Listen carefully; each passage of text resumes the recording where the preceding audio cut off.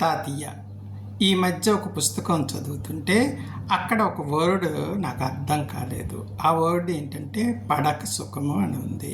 పడక సుఖం అంటే ఏంటి? దానికి అర్థం తెలుపగలరు? ఓ నీ అమ్మ కొడుకు మన పడక సుఖం అంటే తెలుదా? పడక అంటే మంచంరా, మంచం మీద సుఖం అంటే ఏంటి తెలియదురా? నువ్వేం చేస్తున్నావో ఏం చదువుతున్నావో చెప్పలేదు.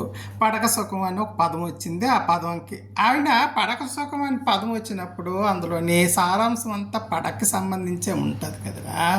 మరి నన్ను అడుగుతున్నావేటి? పడక సుఖము అనేసి ఒక వర్డ్ తెచ్చేసి నా ముందు పెట్టావు. మరి ఆ సెంటెన్స్లో చదివినప్పుడు అందులో పడక సుఖానికి సంబంధించినవి సెంటెన్సులు ఉంటాయి. పడక సుఖం అనేది మామూలుగా రాదే. కానీ నీది పడక సుఖము వచ్చిందని అంటే ఆ పుస్తకం అంతా బూత్ పుస్తకమే అయి ఉంటుంది. మరి ఆ బూత్ పుస్తకం చూస్తుంటే పడక సుఖం ఏంటంటే నన్ను అడుగుతున్నావు. ఆ రాసిన రచయిత బెడ్ అని రాయకుండా పడక సుఖం అని రాశాడు. పడక అంటే మంచం మీద చేసే సుఖం. మంచం మీద ఒక ఆడది ఒక మగోడు, ఒక మగోడు, ఒక ఆడది ఇద్దరు మగోళ్ళు ఒక ఆడది ఎలా చేసుకున్న పడక మీద అది పడక సుఖానికి సంబంధించింది అవుతుంది. అంటే మంచం మీద చేసుకునే సుఖం అవుతుంది అన్నమాట. అయితే అక్కడ ఉన్న వ్యక్తులు ఎలాంటి వాళ్ళు అనేది మనకు అనవసరం. వాళ్ళు గేలు అవ్వచ్చు, బైసెక్సువల్స్ అవ్వచ్చు, ఒక మగోడు ఒక ఆడదై అవ్వచ్చు.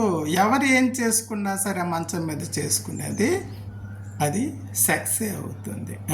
పడక సుఖం అంటే మంచం మీద సెక్స్ అని అర్థంరా నాయన.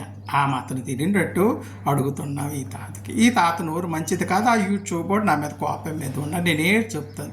లేకపోతే బాగా చెప్పుకుంటాను పడక సుఖం అంటే ఏంటి అనేది.